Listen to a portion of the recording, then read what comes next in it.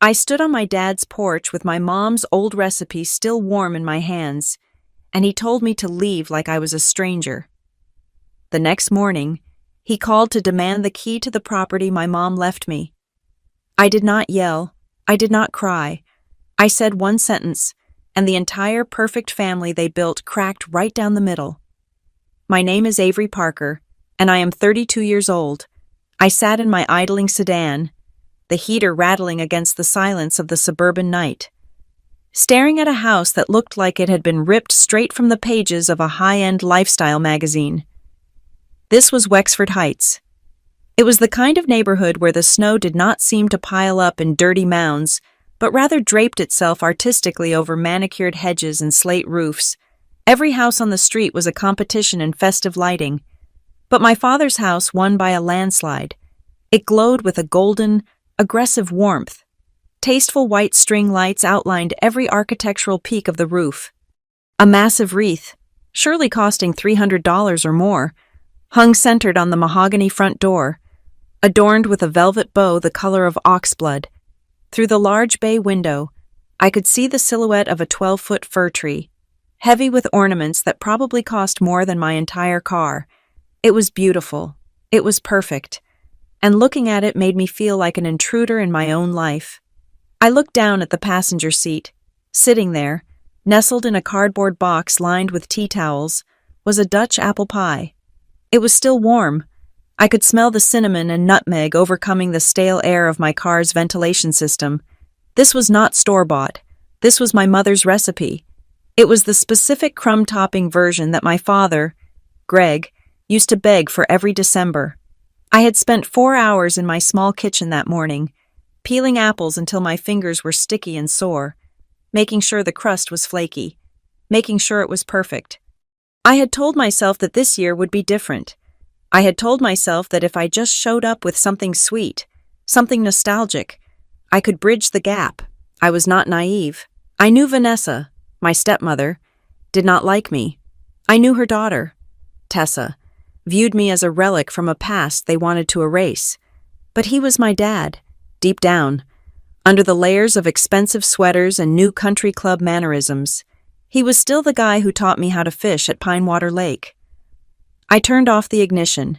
The engine died, and the silence of the winter night rushed in, heavy and suffocating. I stepped out of the car. The cold was immediate, a sharp bite against my cheeks that made my eyes water. I reached in and grabbed the pie dish with both hands.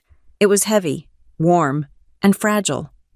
I kicked the car door shut with my heel and began the long walk up the driveway. The snow crunched loudly under my boots. It was the only sound in the world. I could see shadows moving behind the sheer curtains of the living room. I could see the flicker of the fireplace. It looked so inviting. The kind of scene you see in commercials where families in matching pajamas drink cocoa and laugh about things that do not matter. I reached the porch. The welcome mat was new. It had a monogram on it, the Millers. It felt like a barrier. I took a breath, holding the pie in one hand, balancing it carefully against my hip, and pressed the doorbell with my freezing finger. The chime was melodic and deep, resonating through the heavy wood of the door. Inside, I heard the immediate sounds of life. There was the clinking of crystal glassware, a burst of laughter high and bright that I recognized as Tessa's. I heard the low murmur of a man's voice, someone confident, likely Miles, Tessa's fiancé. Then, I heard my father's voice. It sounded happy. He was laughing at something, a booming sound that I used to love. Then, the footsteps approached. The laughter inside died down, replaced by a hushed silence. Someone must have checked the peephole or the security camera feed. "Wait a second," a voice said inside. It was Vanessa. Her tone was not harsh. It was dismissive. "Hold on." I straightened my back. I put on the smile I had practiced in the rearview mirror. I was ready to be gracious. I was ready to apologize for things I had not done, just to be let in out of the cold. I waited for the lock to turn. I waited for the heavy door to swing open and for the warmth to hit my face. The door did not open. Instead, the deadbolt remained firmly in place. The handle did not turn. I stood there, confused. the heat of the pie dish beginning to burn my palm through the thin towel, while the winter wind whipped around my ankles. "Dad," I called out. My voice sounded small in the vast, open porch. There was a pause. Then, my father's voice came through the wood. It was close, right on the other side, but it was muffled. It did not sound like the dad who taught me to fish. It sounded like a stranger delivering a rehearsed line. "Go away, Avery," he said. I blinked, the cold snowflakes catching on my eyelashes. "Dad, it's me. I brought the pie. Mom's apple pie." "I said go away," Greg replied. His voice was louder this time, sharper. "Vanessa doesn't want you in. Not tonight." I felt a physical blow to my chest, harder than the freezing wind. "Dad, it is Christmas. I drove 40 minutes. I just want to say hello."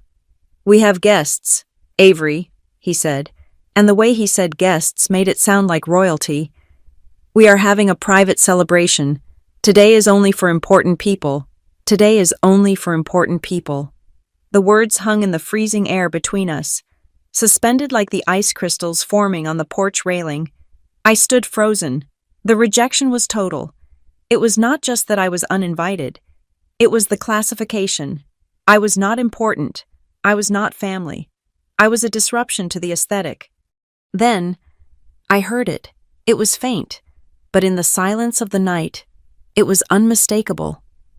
Vanessa laughed. It was a soft, snickering sound right behind the door. It was not a nervous laugh. It was a laugh of triumph. It was the sound of a woman who had successfully managed a pest control problem. It was the sound of someone who knew exactly who was standing outside in the snow and found it pathetic. "Greg, come back to the toast," I heard Vanessa coo, her voice drifting away from the door. "The champagne is getting warm." "I am coming," my father said, and then I heard his footsteps retreat. He walked away. He did not open the door to look me in the eye. He did not take the pie. He did not offer an explanation. He left me standing on his porch with a ceramic dish in my hands, separated from the warmth by 2 inches of wood and a lifetime of apathy. I did not knock again. I did not yell. I did not throw the pie at the door, though every instinct in my body screamed for me to do something violent, something to make them acknowledge my existence. But I was Avery Parker. I was raised to be dignified. I was raised by a mother who taught me that screaming only shows them you are bleeding. I turned around. The walk back to the car felt miles longer than the walk up. My legs felt numb, not from the cold, but from shock. My hands were shaking so violently that the ceramic dish rattled against the edge of the cardboard box. I had to stop halfway down the driveway and grip the pie with both arms, hugging it to my chest like a lifeline, just to keep from dropping it into the snow. I looked back at the house one last time. Through the window, I saw them. I saw the back of my father's head. I saw Vanessa in a shimmering silver dress, raising a flute of champagne. I saw Tessa and Miles leaning in, smiling. It looked like a catalog. It looked like the American dream. And I was the ghost haunting the perimeter. I got into my car and tossed the pie onto the passenger seat. Some of the crumb toppings spilled onto the upholstery. I did not care. I started the engine, my hands trembling so hard I could barely grip the steering wheel. I reversed out of the driveway, my tires spinning briefly on a patch of ice before catching traction. The drive back to my apartment was a blur of highway lights and unshed tears. I drove mechanically. I navigated the icy roads of Wexford Heights, down through the winding connector routes, and back to the modest part of town where I lived. I did not turn on the radio. The silence in the car was heavy, filled only with the smell of cooling apples and the ghost of a Christmas that never happened. When I finally unlocked the door to my apartment, the air inside felt stale. It was clean, organized, and safe, but it was empty. I did not turn on the lights. I dropped my keys on the counter and walked into the living room, still wearing my coat and boots. I sat down on the floor. I did not sit on the sofa. I sank right down onto the rug, pulling my knees to my chest. On the low bookshelf across from me, illuminated by the street lamp outside my window, was a framed photograph. It was taken 15 years ago. It was me and my mom, standing on the deck of the cabin at Pinewater Lake. She was laughing, her hair windblown, her arm draped tight around my shoulders. I looked so young in the photo, so safe. What did I do wrong? I whispered to the empty room. My voice cracked. I asked it again, louder. What did I do wrong? I replayed the scene on the porch. I analyzed my tone. Had I been too pushy? Had I not called enough in the weeks prior? I tried to find the fault in my own actions. Because that is what children of broken families do. We assume the crack in the foundation is our fault. We assume that if we just mold ourselves into a better shape, we will fit into the puzzle. But as I sat there, watching the shadows lengthen across the floor, the sadness began to shift. It curdled. It hardened. I had promised myself that this year would be different, and I was right. It was different. In previous years, the rejection had been subtle. A forgotten birthday, a seat at the far end of the table, a passive-aggressive comment about my career or my clothes. This was not subtle. This was an eviction. Today is for important people, the words echoed in my head, over and over, pulsing with the beat of my heart. They had built a wall, and tonight, they had put the final brick in place. I was not just a daughter they found annoying. I was a stranger. I looked at the photo of my mom again. She looked fierce in that picture. She was the one who had bought the cabin. She was the one who had built the assets that my father enjoyed before he met Vanessa. She was the one who warned me, years ago, that some people only love you as long as you are convenient. I wiped my face. The tears had stopped. The shaking in my hands had settled into a steady, cold vibration. I did not know it then, sitting on the floor of my dark apartment, but that night on the porch was not just an act of cruelty. It was not just a social snub by a wicked stepmother. It was a tactical maneuver. They did not close the door because they hated me. They closed the door because they were preparing to do something that required me to be gone. They needed me to feel small. They needed me to feel cut off. They needed me to doubt my place in the world, so that when they made their next move, I would be too weak to fight back. I stood up and walked to the window, looking out at the falling snow. They thought the silence from my end was defeat. They thought that by sending me away, they had solved the problem of Avery Parker. But they were wrong. That night was just the opening move, and what they wanted was not just to break my heart. They were coming for the only thing I had left. The sun was barely up when my phone rang. It was 9 a.m. on Christmas Day. I had slept for maybe 3 hours, a fitful, shallow rest on the living room floor, where I had eventually passed out from exhaustion. My eyes felt gritty, and my head pounded with the unique headache that comes from crying until you are dehydrated. I reached for the phone, squinting against the harsh winter light streaming through the window. The screen said, "Dad." My heart gave a stupid, hopeful leap. For a split second, I forgot the night before. I forgot the cold porch and the locked door. I thought maybe he was calling to apologize.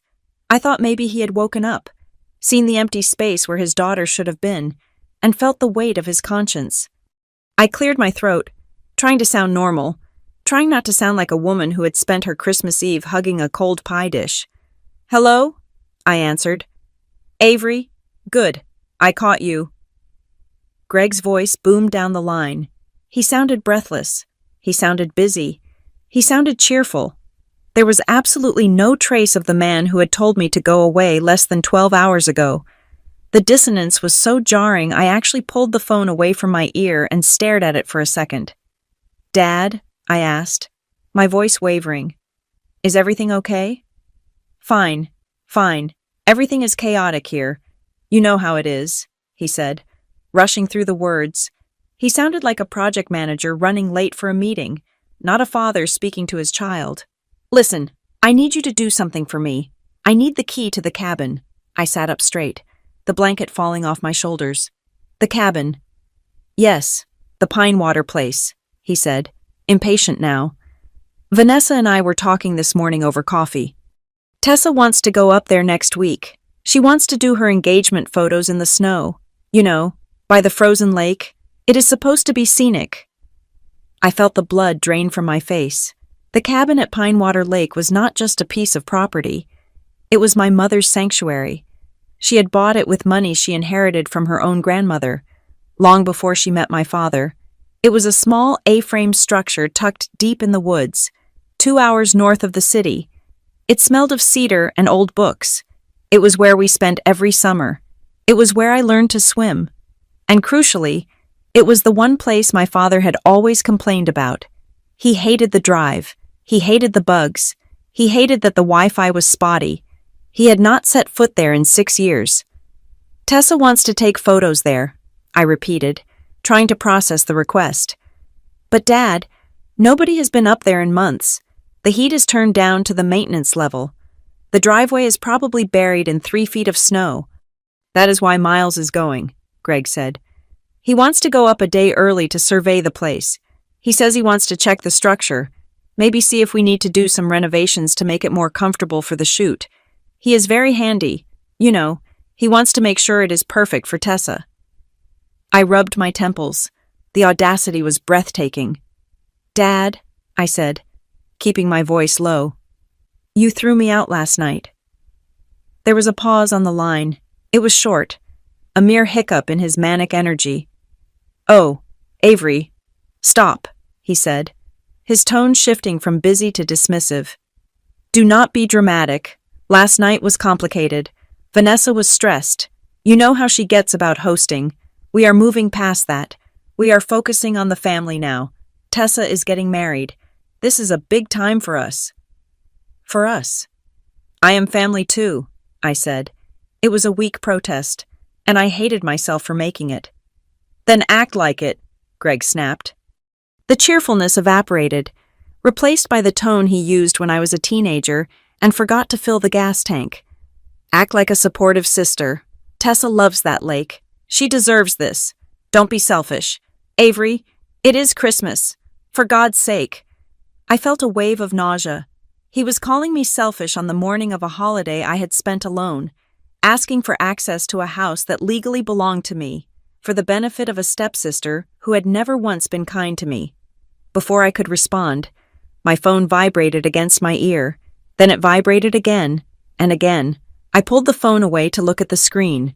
A new group chat had been created. The participants were Dad, Vanessa, Tessa, Avery. The first message was from Vanessa. Merry Christmas. Avery. I hope you are having a restful morning. Greg mentioned he is asking you about the cabin keys. I just wanted to jump in and say how much we appreciate this. It will mean the world to Tessa. We want to keep everything transparent so there is no confusion. It was masterfully written. It was polite. It was public. It framed my compliance as a foregone conclusion. If I said no now, I would look like a monster who was ruining a young bride's dream. Then a message from Miles popped up. I had never even given Miles my number, which meant Tessa must have shared the contact card. Hey Avery, Miles here. Looking forward to checking out the property. I pulled up the satellite specs. Great location. I have some ideas about optimizing the layout. If we winterize the deck properly, you could really increase the utilization rate. Shame to let an asset like that sit idle. I stared at the words, asset and utilization. This was not about engagement photos. You do not talk about optimizing layouts for a photo shoot. You do not talk about utilization rates for a weekend trip. Did you see the texts? Greg asked in my ear. He was still on the line. I see them, I said. Dad, Miles is talking about renovations. He is talking about assets. What is actually going on? He is just enthusiastic, Greg said, but his voice lacked conviction. He sounded like he was reading from a script he had not fully memorized. He is in real estate, Avery. That is how he talks. He just wants to fix the place up a bit. You should be grateful. You let that place rot. It is practically a liability. It is not a liability, I said, my voice hardening.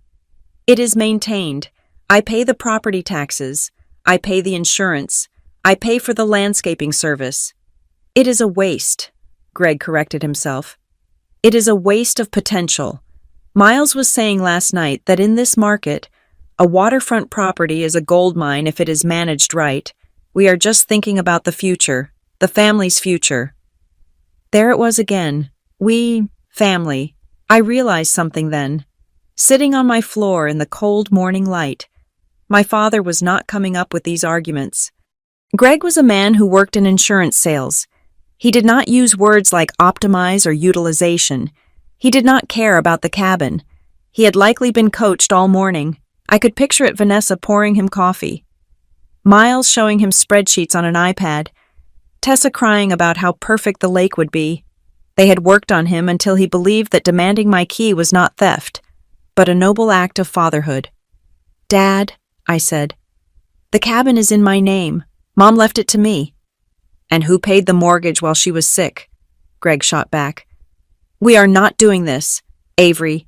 We are not doing the mine versus yours game. We are a family. Tessa is your sister. Miles is going to be your brother-in-law. You are going to let them use the cabin." It was not a question. It was a command. My instinct was to scream no. My instinct was to tell him to go to hell and hang up, but I worked in risk and compliance at Northbridge. My entire job was about analyzing threats, reading the fine print, and making sure that when a disaster happened, the paper trail was clean. If I said no right now, I gave them ammunition. I would be the villain. I would be the unstable daughter who ruined Christmas and refused to help her sister. They would use my anger against me. They would say I was emotional. They would say I was bitter. I needed time. I needed to understand what optimizing actually meant. "I hear you," I said. I forced my voice to be flat. I stripped all the emotion out of it. "I understand Tessa wants to take photos." "Good," Greg said, exhaling. "I knew you would come around. You can drop the key off today. Just put it in the mailbox if you do not want to come in, or I can swing by and—" "I cannot give you the key today," I interrupted. The silence on the other end was sharp. "Excuse me. I need to check the paperwork," I lied. "The insurance policy on the cabin has strict clauses about non-owner occupancy during the winter months because of the frozen pipes risk. If Miles goes up there and accidental damage occurs while I'm not present, the claim could be denied.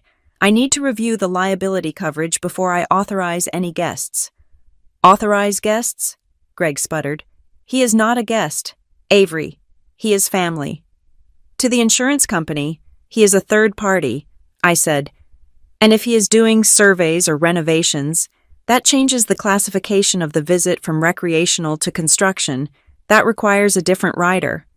I was improvising, but it sounded plausible. It sounded like the boring, bureaucratic corporate talk that my father dealt with at work but hated. "This is ridiculous," Greg snapped. "Just give me the damn key. Nobody is going to sue anybody." "I cannot do that, Dad," I said calmly. "I cannot expose myself to that level of risk without verifying the coverage. I will look at the files today. I will let you know." "Vanessa is waiting for an answer," Greg said, his voice dropping to a low growl. "She has a schedule." "Then she will have to wait for the compliance check," I said. "You are being difficult on purpose," Greg said. "You are punishing us for last night." "I am being responsible," I countered. "You raised me to be responsible. Didn't you—" He made a noise of frustration, a guttural sound of a man who was being squeezed from both sides. "Fine. Check your stupid papers. But Miles wants to go up on Tuesday. Do not drag this out." He hung up without saying goodbye. I lowered the phone and looked at the group chat. Miles had sent another message, a link to a listing for a luxury winter engagement package at a resort nearby, probably as a comparison for what they wanted to create. I did not reply to the text. My heart was hammering against my ribs, but my mind was starting to clear. The sadness from the night before was being replaced by a cold, sharp suspicion. They did not just want to take photos. You do not need to optimize a house for photos. You do not need to survey the structure for a wedding album. I stood up and walked to the closet where I kept my important documents. I pulled down the heavy plastic bin marked Mom. My father thought I was being petty. He thought I was playing a game of emotional tug-of-war. But he was wrong. I was not playing. I was investigating. Because something about the way Miles used the word asset made the hair on the back of my neck stand up. They were not asking for a favor.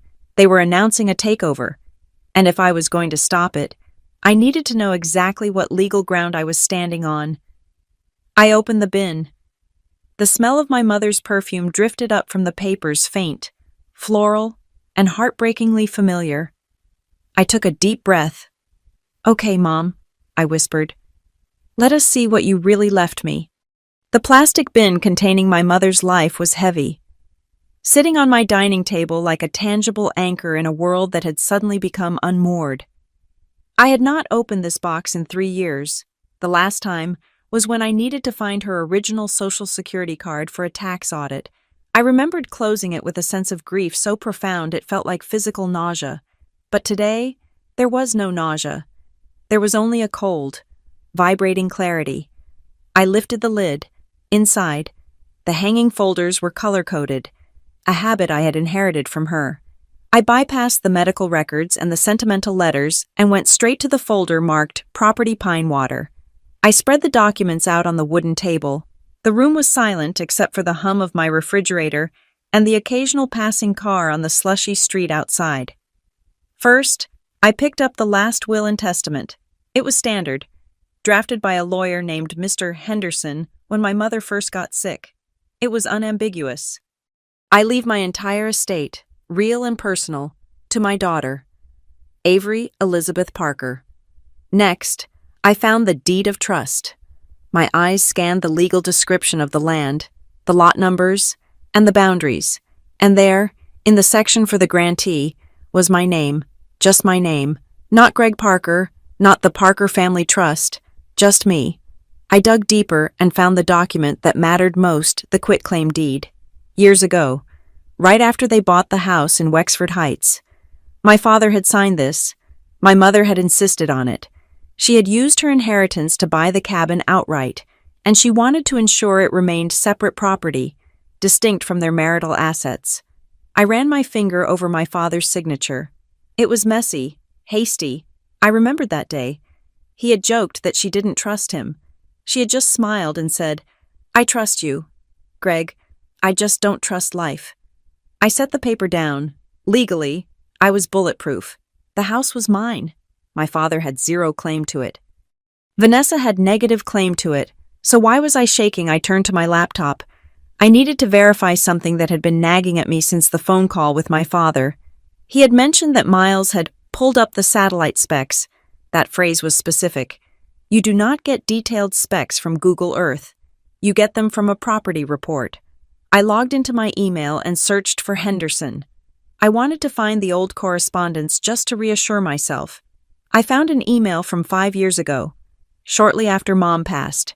Subject: finalizing title transfer. Dear Avery, just a reminder that the deed has been recorded, as this property was purchased with inherited funds and your father signed the spousal waiver. This is considered separate property. It is fully yours. Do not let anyone tell you otherwise. Do not let anyone tell you otherwise. It was as if Mr.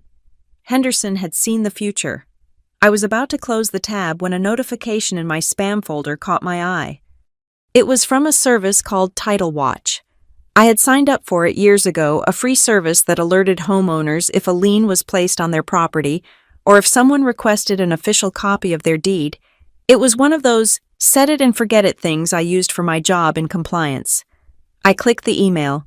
The subject line read, "Activity detected parcel 402B, Pinewater Lake." My stomach dropped. I opened the alert. The timestamp was from yesterday, December 25th, at 4 in the afternoon, while I was driving my mother's pie to my father's house, while I was standing on the porch being told I was not important enough to enter. Someone was querying the official title of my cabin. I grabbed my phone. It was the day after Christmas, a Friday. Most government offices were closed or running on skeleton crews, but the automated systems would still be logging activity. I dialed the number for the county recorder's office in the district where the cabin was located. I expected a voicemail, but after 4 rings, a human answered. "County recorder, this is Linda," a voice rasped. She sounded bored and likely annoyed to be working the day after a holiday. "Hi, Linda," I said, putting on my best professional voice. "My name is Avery Parker. I am the owner of a property on Lake Drive, parcel number 402B. I received an automated alert about a title inquiry, and I just wanted to verify if there was a filing error. Hold on, Linda sighed. I heard the clacking of a keyboard. What was the name again? Parker. Avery Parker. Okay, let me see. The typing stopped. I do not see a new filing, no liens, no transfer applications yet. Yet? I asked. The alert said there was an inquiry. Oh, right, Linda said. Yeah, I see it in the access log. Someone requested a certified abstract of title yesterday through the online portal. They paid the expedited fee to get the digital copy immediately. I gripped the phone tighter. Can you see who requested it? Public record requests are anonymous if they go through the third-party portal, Linda explained. But they used a corporate account, something called, wait for it, Sterling Edge Realty Solutions. I froze. Sterling Edge Realty Solutions. That was Miles's company.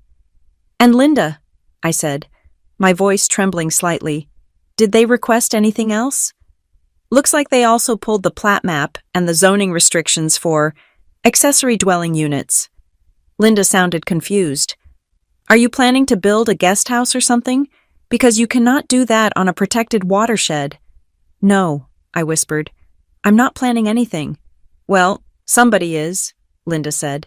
They downloaded the full packet, 50 pages, cost them $80. I thanked her and hung up. I sat there, staring at the black screen of my phone. It was not just curiosity. You do not pay $80 on Christmas Day for a certified abstract unless you are building a case. Miles was not surveying the property for wedding photos. He was looking for loopholes. He was looking for zoning allowances. Suddenly, the conversation from the last few months replayed in my head. But this time, the context was different. I remembered a barbecue in July. Tessa had been sitting on the deck, swirling her wine. It is so weird that you keep that whole cabin just for yourself, she had said. It is, like, 3 bedrooms. Do you not feel selfish? A family could live there? I had laughed it off then. I thought she was just being her usual prickly self. I remembered Thanksgiving, the brief hour I was allowed to stay before traffic forced me to leave. Miles had cornered me by the drinks table. Hey, Avery, he had asked, casually peeling the label off his beer. Your mom left you the place, right? Was that a joint tenancy deal or tenants in common with your dad? Just curious how the estate tax hit you. I had thought he was just talking shop. I had told him it was separate property. I remembered the glint in his eyes when I said it. I thought it was respect. Now I realized it was calculation. He was assessing the target. And then, the events of last night clicked into a horrifying picture. The rejection at the door, the cruelty, the only for important people line. It was not just about hurting my feelings. It was a destabilization tactic. They knew that if they asked for the cabin outright, I would say no.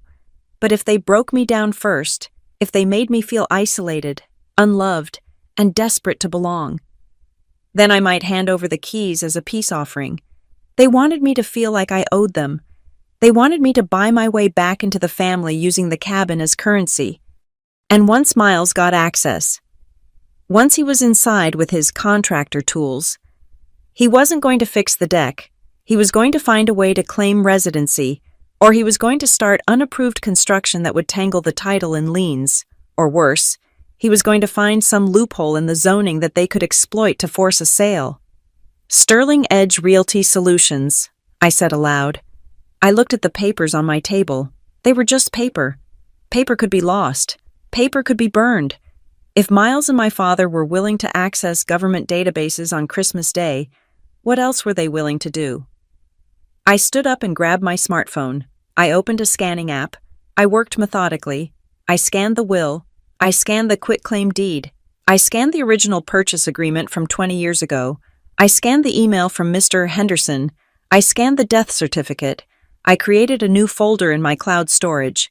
I named it Project North. Then I password protected it. Then I encrypted the zip file. But that was not enough. I emailed the files to my work address. Then I emailed them to a secondary Gmail account I hadn't used since college. I was breathing hard, like I had just run a mile. My apartment was perfectly still, but I felt like I was in a war zone. I walked over to the window and looked out at the street. A family was walking by, pulling a toddler on a sled. They looked happy, normal. My father had called me this morning and told me not to be selfish. He had told me to think of the family, but while he was saying those words, his stepson-in-law was reading my property deed, looking for a crack in the foundation. I walked back to the table and picked up the photo of my mother. They are not just being mean. Mom, I whispered. They are hungry. I realized then that the Avery Parker who had stood on the porch crying was gone, that Avery was a victim. The woman standing in the apartment now was something else entirely. I was an asset manager, and I had just discovered a hostile takeover attempt in progress. I was not just being insulted, I was being erased. They were trying to separate me from the one thing that gave me independence, and they were using my love for my father as the weapon to do it. I looked at the stack of papers one last time. I scooped them up and put them back in the folder. Then I put the folder back in the bin. But I did not put the bin back in the closet. I carried it to my bedroom and shoved it under my bed, behind a box of winter boots. It was a small, paranoid action, but I did not care.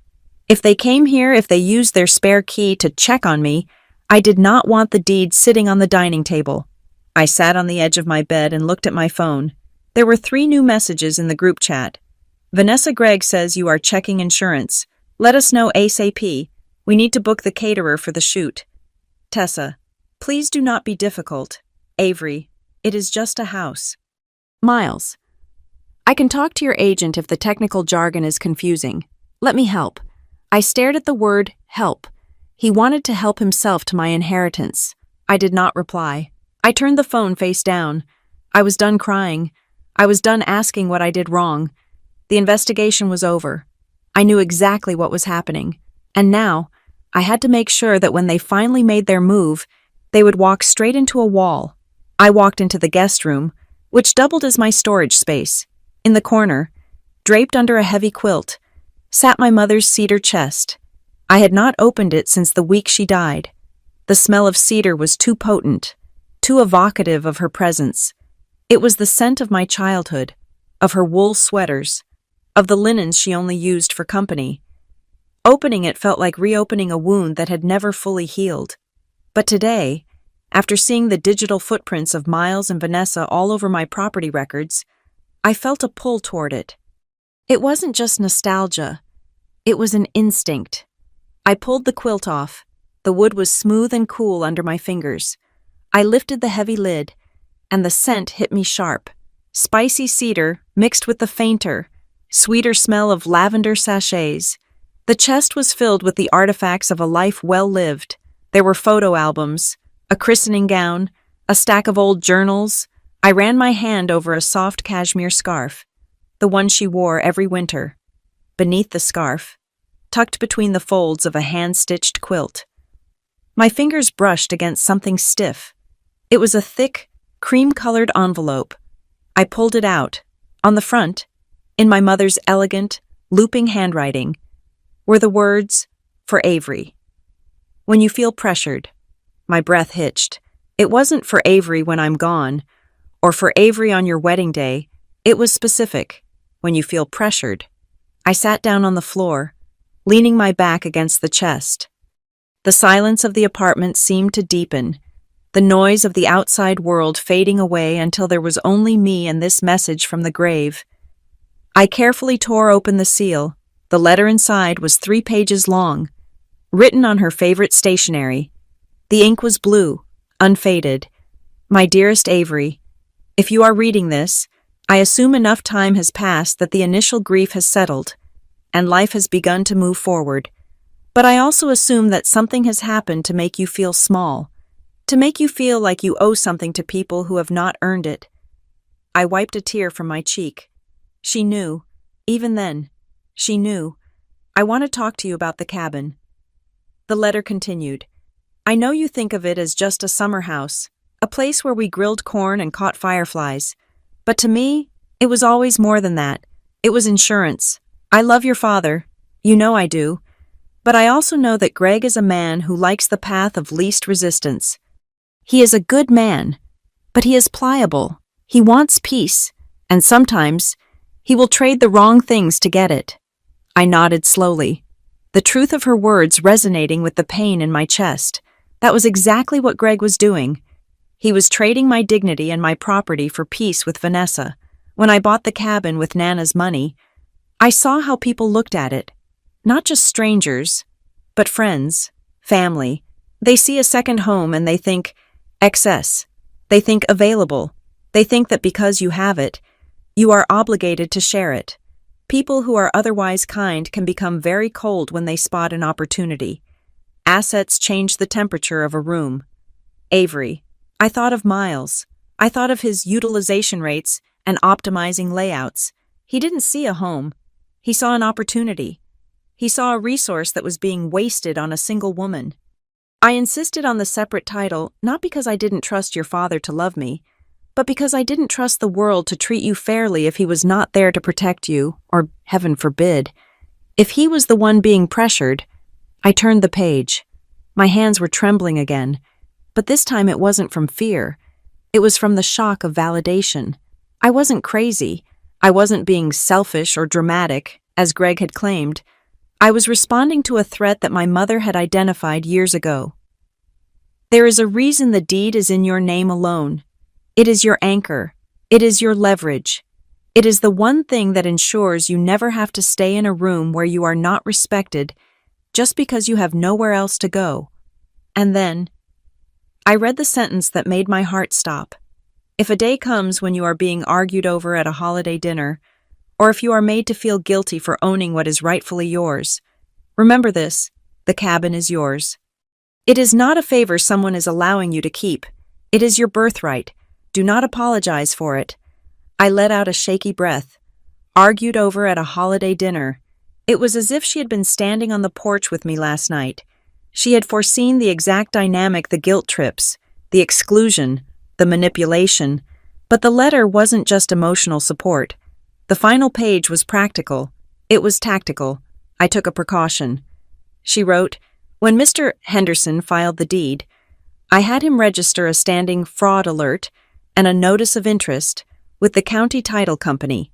It is an obscure filing, usually used for commercial properties, but it means that any attempt to transfer, lien, or even heavily modify the deed requires a notarized identity verification in person, not just a digital signature. It is a tripwire. Avery, if anyone tries to move that property without you standing right there, the system will flag it." I stared at the paper. A tripwire. That explained why Miles had requested the certified abstract. He must have hit a wall online.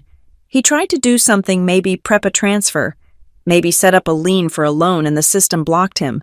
So he paid for the full abstract to figure out why. He was looking for the obstruction. My mother hadn't just left me a house. She had left me a defense system. I carefully folded the letter and placed it back in the envelope. The feeling of helplessness that had plagued me for the last 24 hours vanished. In its place was a steely resolve. I was not alone in this fight. My mother was fighting with me.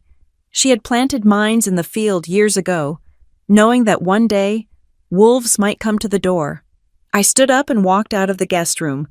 I went to the kitchen and placed the letter on the counter, right next to my phone. The phone screen was dark. I knew that if I unlocked it, there would be missed calls from Greg. There would be passive-aggressive texts from Vanessa. There would be helpful links from Miles. I didn't unlock it. I wasn't going to call Greg back. Not yet. I wasn't going to argue about insurance policies or liability clauses anymore. That was defensive. I was done playing defense. I needed more than just suspicions. I needed proof. I needed to know exactly how far they had gone. Had they listed it? Had they tried to borrow against it? Miles had mentioned optimizing. That sounded like money. You optimize an asset to extract value. I looked at the letter one last time. Do not apologize for it. I made a decision then. I would not engage with them until I had the full picture. I would let them think I was cowed. I would let them think I was checking the papers and calming down. Let them believe their pressure campaign was working. Let them get confident, because when people get confident, they get sloppy. I went to my laptop and opened a new document. I titled it, Timeline of Events, December 24th, Ejected from Family Home, Reason Given, Guests, December 25th, 4:00 p.m. Title Inquiry by Sterling Edge, Realty Solutions. December 25th, Morning Demand for Keys, Narrative Shift to Family Unity. I was building a case, and I wasn't going to present it to a therapist. I was going to present it to them, right when they least expected it. I looked at the promise I had made to myself the night before that this year would be different. It certainly was. Last year, I would have cried and given them the key just to stop the conflict. This year, I had a map. I touched the envelope again, treating it like a holy relic. It was my compass. It pointed true north, away from the gaslighting, away from the guilt. "Okay, Mom," I said to the empty kitchen. "I hear you. I am not giving them an inch." I grabbed my car keys. I wasn't going to the cabin yet. I had one stop to make first. I needed to see someone who knew the land, someone who knew the neighbors. I needed eyes on the ground. The game had changed. They weren't just fighting Avery the daughter anymore. They were fighting the estate of Elizabeth Parker, and they had no idea what they had just walked into. I was sitting in my car, engine idling, debating whether to drive to the county clerk's office or head straight to Pinewater, when my phone buzzed on the dashboard mount. The name on the screen made me pause. Mrs. Price Lake, Darlene Price. She was the nearest neighbor to our cabin, a retired school teacher who lived in a permanent residence about a quarter of a mile down the shore. She had been my grandmother's friend, then my mother's, and now she was the unofficial guardian of the cove. We exchanged Christmas cards, and I sent her a check every winter to keep an eye on the snow load on my roof. But she rarely called. I answered immediately. "Hi, Mrs. Price? Merry Christmas." "Avery, honey, are you okay?" Her voice was tight, breathless. It wasn't the warm, leisurely tone of a retiree catching up. It was the tone of someone who had just witnessed a car accident. "I am fine," I said, my grip on the steering wheel tightening. "Why is something wrong at the cabin? Did a pipe burst?" "Not a pipe," Darlene said. "I am calling because I just found something on your porch railing that should not be there, and I wanted to make sure you knew about it before I called the sheriff." The sheriff. My heart rate spiked. "Mrs. Price, what is going on?" "I was walking the dog this morning," she explained, her voice lowering as if she were afraid of being overheard in the empty woods. "I went past your place to check the driveway, and I saw a lockbox, one of those heavy-duty real estate ones. It was clamped right onto the main handrail." I went cold. "A lockbox? I didn't put a lockbox there. I am not selling." "I know you are not," Darlene said firmly. "That is what I told myself. Avery would never sell this place without telling me. But that is not all, honey. I have been seeing people." "People?" "About 3 weeks ago," Darlene said. "A woman came by. Flashy car, blonde, expensive coat. She came up the drive and started asking me questions while I was getting the mail. Vanessa." "What did she ask?" I demanded. "She asked about the market value in the area." Darlene recounted. "She asked if the properties here were selling over asking price. And then she asked something strange. She asked if I knew if your cabin was ever marital property. She used that exact phrase. She wanted to know if your father had paid for the renovations back in 2005. My stomach turned. Vanessa had been building a legal case. She was fishing for evidence that Greg had contributed to the asset, which would give them a foothold to claim it wasn't solely mine. I told her I didn't know anything about that. Darlene continued. "But then last week, a younger couple came, a girl who looked like the older woman, and a man, tall, dark hair, very confident. Tessa and Miles. The man was walking around the perimeter with a laser measure," Darlene said. "He was taking photos, not just snapshots. Avery, he had a tripod. He was taking those wide-angle shots, the kind they use for listings. He was moving the patio furniture around to make it look staged.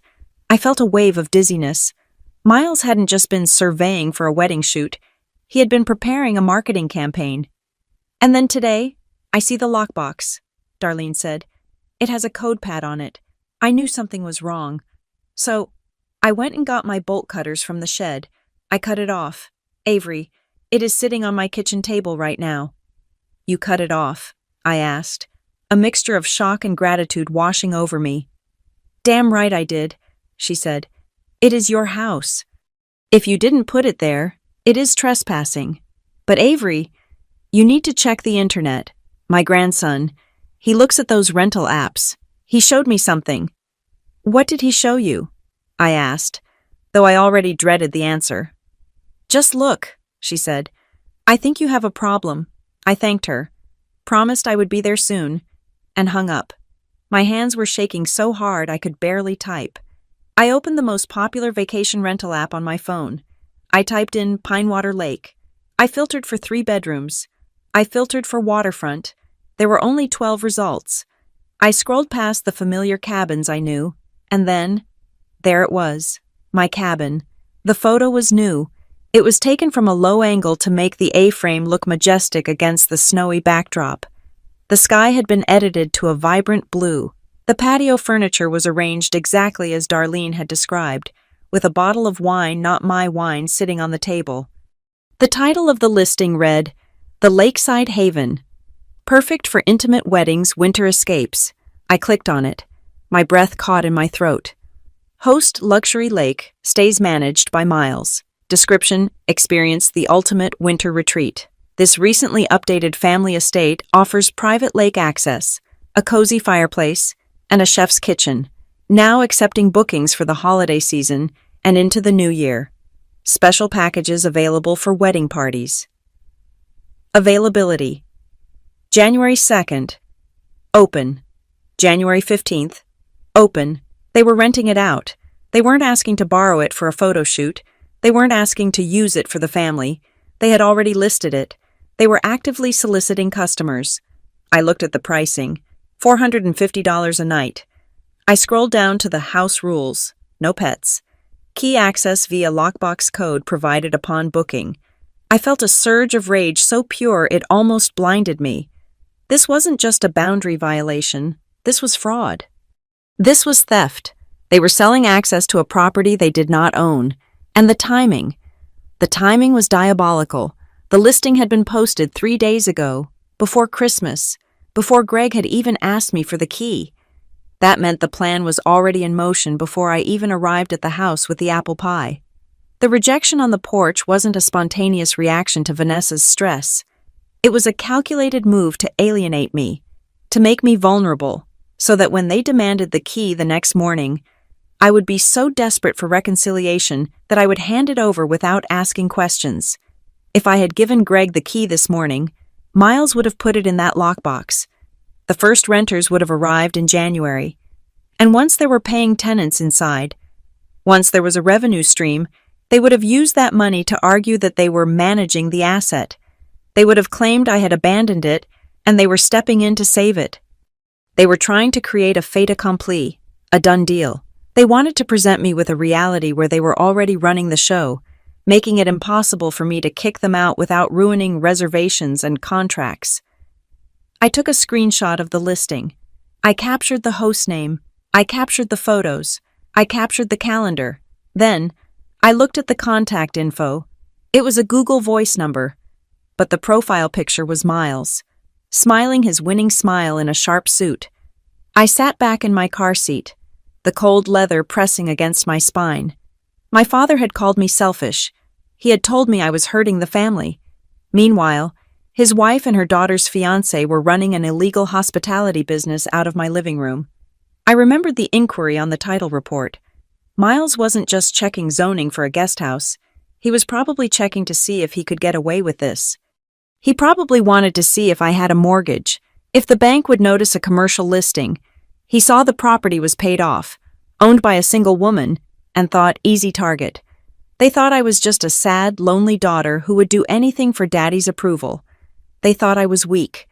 I looked at the screenshot of my house, my mother's house being pimped out for $450 a night. I started the car. I wasn't going to call them. I wasn't going to send an angry text. That would just warn them. That would give them time to delete the listing, to spin a story about how it was just a draft or a test. No, I had the listing. I had the witness in Darlene. I had the lockbox in her possession. I put the car in gear. I wasn't driving to the cabin to cry. I wasn't driving there to reminisce. I was driving to secure the perimeter. And then, I was going to burn their little business venture to the ground. Not with fire, but with the one thing they clearly didn't respect: the law. I tapped the screen one last time, saving the evidence to my Project North folder. "Okay, Miles," I said, my voice steady and cold in the quiet car. "You want to play landlord? Let us see how you handle an eviction." I did not drive to the cabin immediately.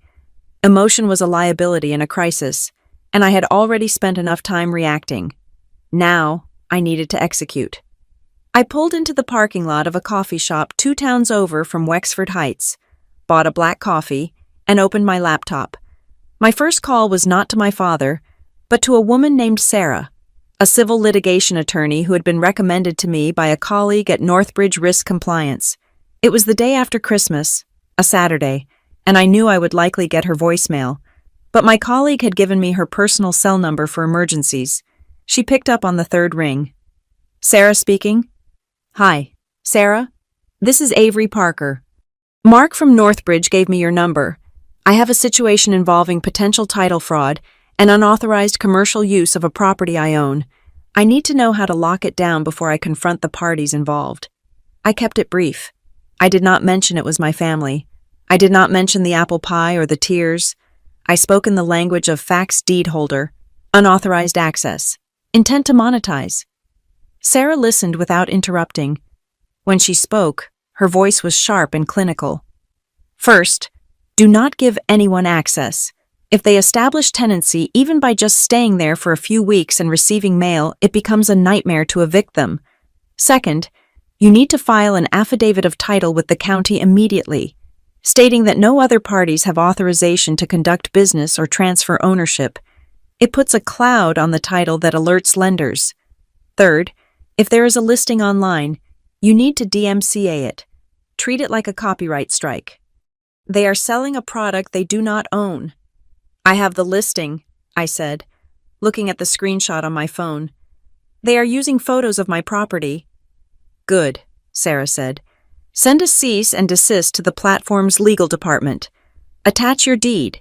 Demand the listing be removed for fraud. It might take them 48 hours to process. But it creates a record that you oppose this from the moment you found it. If this goes to court, that timeline matters." "Thank you, Sarah," I said. "I am going up there now to secure the physical site." "Change the locks," she advised. "And Avery, if they show up while you are there, do not let them in. If they have a key, that is civil. If they break a window, that is criminal. Make them cross the line if they are going to do it." I hung up and felt a cold calm settle over me. I spent the next hour in the coffee shop acting as my own legal department. I drafted a formal email to the rental platform's trust and safety team. I attached the PDF of my deed, the scan of my driver's license, and the screenshot of the listing created by Sterling Edge Realty Solutions. Subject urgent. Fraudulent listing report. Property ID 402B. To whom it may concern, I am the sole legal owner of the property located at Pinewater Lake. The listing titled "The Lakeside Haven," posted by user Miles, is unauthorized. The host has no legal standing to rent this property. I have not signed a management agreement. Any bookings accepted are invalid. Please remove this listing immediately to prevent consumer fraud. I hit send. Then, I drove to the county administration building. It was closed for the weekend, but I knew they had a drop box for time-sensitive filings.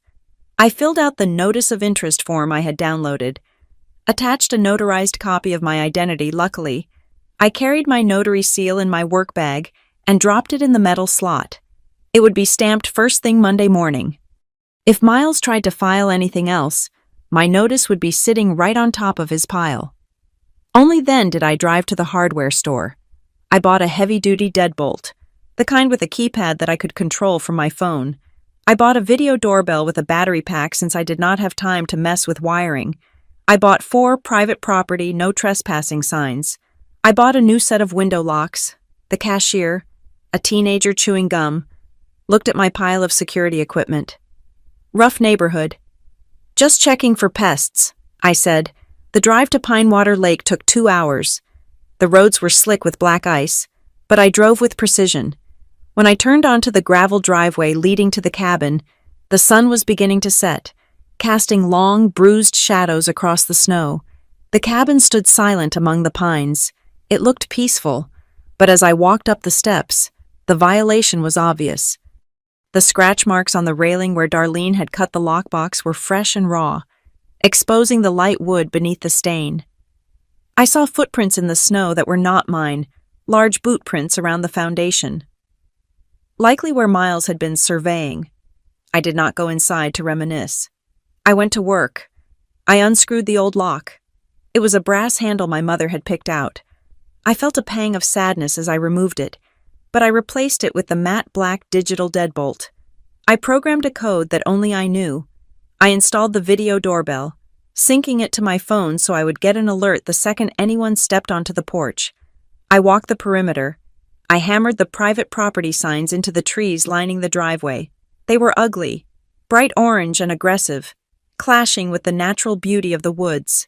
I did not care. They were a legal statement. In many jurisdictions, you cannot claim someone is trespassing unless the land is posted. Now, it was posted.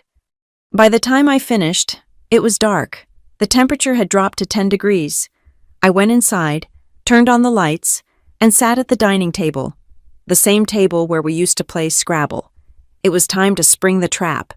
I could have just changed the locks and ghosted them. I could have let them drive up on Tuesday and find themselves locked out. But that would just be a delay. They would claim it was a misunderstanding. They would say I was being petty.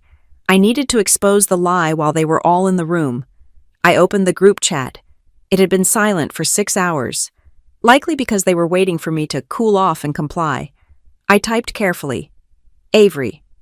I have reviewed the insurance papers and the liability concerns. I'm currently at the cabin. If you want to discuss the usage for the engagement photos and the renovations, please meet me here tomorrow at noon. All of you. Greg, Vanessa, Tessa, Miles. We need to sign a waiver before I can hand over any keys. It was the perfect bait. I used their language. I offered them what they wanted: the keys, the waivers, the discussion. I made it sound like I had capitulated, like I was just a bureaucrat who needed a signature to feel safe. The response was almost immediate. Dad. Finally. We will be there. Glad you are being reasonable. Vanessa. Thank you. Avery. We will bring lunch. Let's make it a nice afternoon. Miles. Sounds good. I will bring the specs I talked about. They had no idea. They thought they were coming to a surrender ceremony. I spent the rest of the evening preparing the room. I did not clean or decorate. I turned the dining room into a conference room. I cleared away the centerpiece. I set up my laptop at the head of the table. I arranged the chairs so they would have to sit facing me. I laid out my documents in 3 neat stacks. Stack 1, the deed and the will. Stack 2, the printout of the unauthorized Airbnb listing. Stack 3, the affidavit I had just filed. My phone rang. It was my father. Avery, he said. He sounded relieved, but there was still that edge of impatience. I just saw the text. I am glad you drove up there. But do we really need everyone to come? Miles and Tessa are busy. Can't I just come get the key? No, I said calmly. Miles is the one proposing the renovations, right? And Tessa is the one doing the shoot. They are the primary users. I need them to sign the liability waiver. If they do not sign, the insurance is void. You are overreacting with this insurance stuff. Greg sighed. It is just family. You are making a huge production out of a simple favor. I am doing what is right, Dad, I said. I am protecting the asset. Isn't that what Miles said we should do? Optimize the asset. Greg paused. He didn't catch the sarcasm. Fine, we will be there, but don't start with the lectures tomorrow. Okay, Vanessa wants this to be a happy day. It will be a clarifying day, I said. What does that mean? It means we will clear everything up. See you at noon. I hung up. A few minutes later, a text from Vanessa popped up on my private thread. Vanessa. Hi, honey. I know you are trying to be thorough, but really, just give your dad the key when he gets there. We can talk about the paperwork later. We don't want to bore the kids with legal stuff. She was trying to separate me from my leverage. She wanted the key in hand before any discussion happened. Once they had the key, they would never sign anything. They would never listen to me. I did not reply. I turned off the lights downstairs and went up to the loft bedroom. I lay in the dark, listening to the wind howl through the trees. I checked my phone one last time. The security camera feed showed the empty, snowy porch. The new deadbolt was engaged. For the first time in 2 days, I did not feel like a victim. I felt like a prosecutor on the eve of a trial. The battle wasn't about who loved whom anymore. That ship had sailed when they left me on the porch with a pie. This was now a battle of documentation. They were betting on emotional manipulation. They were betting that I would crumble if they used words like family and togetherness. But they had forgotten one thing. I was my mother's daughter, and I was also a professional risk assessor. I closed my eyes. I needed to sleep. I needed to be sharp. Tomorrow. I wasn't just going to say no. I was going to dismantle their entire scheme, piece by piece, while they sat at my table and ate the lunch they brought to celebrate their victory. The silence in the cabin was heavy, but it wasn't lonely. It was waiting. The black SUV crunched heavily over the frozen gravel of the driveway at exactly 12 o'clock. I watched them from the kitchen window, standing just far enough back that they could not see me. My father was driving. He looked tense, his hands gripping the top of the steering wheel. Beside him, Vanessa sat with perfect posture, checking her reflection in the sun visor mirror. She was wearing a cream-colored wool coat that probably cost more than my first car, and her hair was done in loose, glossy waves that had no business existing in the dry winter air. In the back seat, I saw Tessa slumped against the window, looking like a teenager being dragged to church, and Miles, who was already leaning forward, pointing at the roof of my cabin as if he were identifying structural weaknesses to exploit. I took a deep breath. My heart was beating a steady, heavy rhythm against my ribs, not the frantic flutter of anxiety I had felt on Christmas Eve, but the slow, adrenaline-fueled thud of a boxer waiting for the bell. I walked to the front door but did not open it. I waited until I heard their footsteps on the wooden stairs. I waited until I heard the beep of the video doorbell I had installed the night before. I unlocked the deadbolt and swung the door open. The cold air rushed in, carrying the scent of pine and expensive cologne. They stood there in a tableau that was almost comical in its arrogance. Vanessa was smiling, a tight, practiced expression that did not reach her eyes. Miles was holding a leather portfolio. Tessa was shivering in a cropped jacket that was fashionable, but useless against the temperature. "Well," Tessa said, her voice sharp and nasal. "Finally, I do not know why you are making this such a production. Avery, it is just a loan for a few days, and you are acting like we are declaring war." "Hello to you too, Tessa," I said calmly. I did not step aside to hug them. I simply held the door open. "Come in. Wipe your feet, please. The floors were just cleaned." Greg looked at me. His eyes were red-rimmed, and he had the weary look of a man who had been listening to complaints for a 2-hour car ride. "Hi, honey," he said, trying to inject some warmth into the greeting. "Place looks good, quiet." "It is always quiet here," I said. "That is the point." I led them into the main living area. I had removed the cozy throw blankets. I had taken the candles off the mantelpiece. The room was stark, illuminated by the harsh winter sunlight reflecting off the snow outside. I gestured to the dining table, the sturdy oak table where my mother used to play solitaire and drink tea. I had arranged the chairs on one side. On my side, there was only my laptop and the 3 stacks of documents. "Sit down," I said. "Avery, really?"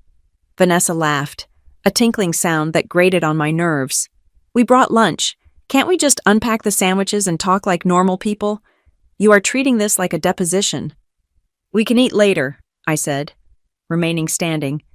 "I told you, I need to go over the liability and ownership papers before anyone gets a key. Please, sit." Miles rolled his eyes but pulled out a chair for Tessa. He sat down with a heavy sigh, placing his leather portfolio on the table with a thud. "Let's just get this over with," he said, checking his watch. I want to catch the afternoon light for the perimeter shots. Greg sat at the end of the table, looking uncomfortable. He kept glancing between me and Vanessa, like a referee who had lost control of the game. I sat down opposite them. I placed my hands on the table, clasped loosely. Before we discuss the engagement photos, I began, keeping my voice level, we need to establish the baseline of ownership. There seems to be some confusion about whose name is on this house. There is no confusion, Greg said quickly. It is the family cabin. Your mother left it to you, but we all use it. We always have. Legally. Dad. Family cabin is not a term, I said. I picked up the first document from the stack. It was the certified copy of my grandmother's will, followed by my mother's will. Grandma left the funds to Mom as a sole inheritance, I said, sliding the paper across the table toward him. Mom used those funds to buy this land and build this cabin, and here, I slid the second document, the quitclaim deed. Is the deed. Greg looked down at the paper. I saw his eyes catch on his own signature from 20 years ago. You signed this, Dad, I said softly. You waived all spousal rights to this property. You acknowledged it was her separate asset, and when she passed, the title transferred directly to me, not to a trust, not to a joint account, to Avery Parker. Greg stared at the paper. He shifted in his seat. I know that, Avery. I know the technicalities. But Mr. Henderson just had us do that for tax reasons. It didn't mean it wasn't ours. It meant exactly that, I said. Vanessa reached out and placed her hand over Greg's, covering the document. She looked at me with a pitying expression. Avery, sweetie, you are so focused on the past. Papers are just papers. They don't define a family. What matters is connection. What matters is that we are here, together, trying to share something beautiful. Why are you clinging to legal text when you could be embracing your sister? It was a beautiful speech. If I didn't know better, I would have felt guilty. I am clinging to the legal text, I said, meeting her gaze.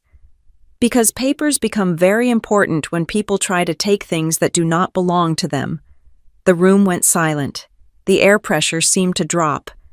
Nobody is trying to take anything, Tessa snapped. I just want to take pictures. God, you are so paranoid. You are jealous because Miles and I are happy, and you are sitting up here alone with your papers. Am I asked. I turned my attention to Miles. He was leaning back in his chair, looking bored, tapping a pen against the table.